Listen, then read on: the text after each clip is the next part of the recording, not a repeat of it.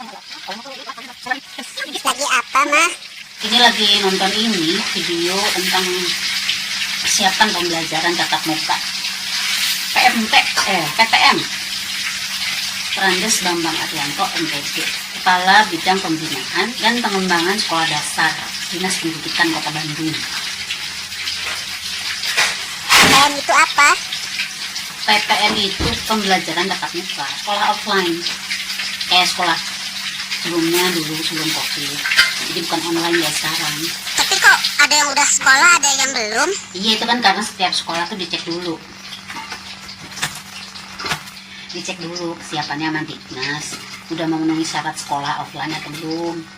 Nah itu ada sekitar 30 kategori yang dinilai. Misalnya ada wastafel enggak di sekolah, terus kalau ada cukup enggak jumlahnya, terus ada panitia kesehatan enggak, ada satgas covid enggak, terus misalnya ada rambu-rambu atau petunjuk-petunjuknya enggak. Misalnya itu loh, cuci tangan yang bersih misalnya. Atau misalnya jaga jarak, terus apa yang tanda silang itu untuk memberi jarak. Nah ada kayak gitu enggak?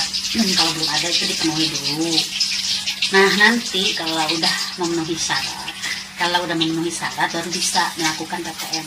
Makanya nggak semua sekolah itu bisa melakukan PTM itu karena ada pengawasan ketat dulu sebelumnya. Nah kalau ada sekolah yang udah memenuhi syarat ya boleh sekolah offline. Makanya ada yang sekolah, ada yang enggak kan, sekolahnya tuh beda-beda. Tapi enakan sekolah online loh. Iya, itu orang tuh boleh milih mau sekolah online atau offline. Terus sekolah juga adaptasi sama hal itu. Misalnya orang tua pinginnya sekolah online, ya artinya pengajarannya dia nanti itu dengan cara online. Tapi kalau orang tua memilih atau ngebolehin sekolah offline, artinya pengajarannya nanti pakai cara offline. Cuma disesuaikan dengan kebijakan dari sekolah itu. Misalnya sekian persen memutuskan offline, ya berarti offline semua. Beda-beda tiap sekolah. COVID tapi boleh masuk sekolah, gimana sih? Nggak ngerti. Ya, itu nggak semua disekaligusin masuknya. Maksudnya? Ya bergantian. Misalnya murid A sampai L misalnya, sekolahnya di hari apa. Nanti yang dari M sampai Z itu hari apa. Jadi nggak digabung. Ya itu makanya tadi mengikuti persyaratan yang 30 kategori itu juga termasuk keberadaan ruang kelasnya mencukupi atau enggak. Karena berkaitan dengan ini, nanti masuknya tuh nggak akan disekaligusin, jadi bertahap. Nggak akan langsung digabung, pelan-pelan dulu. Pertama dipisah-pisah dulu, terus nanti misalkan satu hari itu nggak semua pelajaran. Jadi misalnya 2 mata pelajaran dulu, 3 mata pelajaran dulu. Tapi 1 mata pelajaran itu nggak 1 jam, 30 menit misalnya. Nah nanti kalau setelah PTM ini berhasil, nggak ada yang kena efek COVID atau udah stabil, itu dirubah lagi proses pembelajarannya. Dia semakin ditambah porsinya. Jadi nggak akan seperti itu. Makanya kayak anak SD sekarang, kayak TK kita aja, itu masuk tuh cuma sebentar karena belajarnya memang sebentar. Terus nggak ada istirahat, jadi nggak ada main di luar. Mereka makan di kelas. Sekolah online aja. Kalau mau masih inginnya online. Jadi kalau COVID udah hilang, baru sekolah lagi kayak biasa. Cuman kan di sekolah juga ikut mengawasi ya, ada satgas COVID-nya. Terus ada petugas yang untuk mengawasi, misalnya nih ada yang mau ke kamar mandi, sama petugas itu dianterin, dipastikan bahwa di kamar mandi itu nanti yang antrinya tuh nggak dijubel, terus tetap berjarak. Setelah keluar mau masuk ke kelas lagi harus dipastiin udah cuci tangan, karena baru dari luar kan, sebelum masuk kelas tuh udah dipastiin udah cuci tangan. Nggak bisa ke kantin dong kalau gitu. Kan kantin juga ditutup, jadi memang harus bawa bekal sendiri dari rumah, terus istirahat juga di kelas.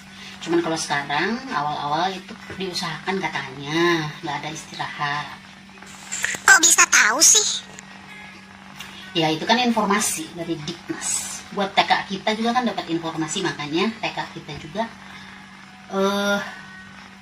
kemarin-kemarin ini sibuk untuk memenuhi persyaratan itu. Nah sekarang kan udah boleh ada pertemuan. Nah semua tingkatan juga sama itu, seperti itu. Terus harus divaksin juga ya? Oh iya sih, harus divaksin sekarang untuk menjaga, untuk supaya lebih ketat ya. Ini tuh pengawasan ketat, jadi semua yang mau masuk sekolah itu harus ada surat vaksin. Cuman kan sekarang gini, kalau misalnya semua ada anak yang suka sakit ya, punya penyakit bawaan misalnya, ada sesak napas atau ada sakit apa, itu tuh harus ke puskesmas dulu, minta diperiksa kelayakan bisa tidaknya divaksin. Nah nanti kalau memang nggak bisa divaksin bakal berakibat buruk, itu pasti ada surat pengantarnya dari puskesmas yang menyatakan bahwa anak ini tuh nggak bisa divaksin. Nah itu tuh bisa dipakai untuk pengantar ke sekolah. Jadi kalau sekolah nanti minta surat vaksin, nah dikasihin surat itu. Jadi harus diperiksa dulu ke klinik atau ke puskesmas. Terus memang sekolahnya kapan? Nanti kalau udah ada pengumuman, kan nanti ada rapat dulu dari sekolah. Pengumuman apakah jadi PTM atau enggak, siap-siap kita harus beli seragam. Terus kapan aja jadwal-jadwalnya untuk masuknya. Oke, buat ibu-ibu, teman-teman semua yang akan menghadiri rapat di sekolah untuk memastikan apakah anaknya nanti akan kembali sekolah seperti biasa atau enggak, ya kita tunggu aja hasilnya. Semoga sharing kali ini, aduh, bermanfaat. Salam hangat dari Aldi Galeria. Bye-bye. Diary LD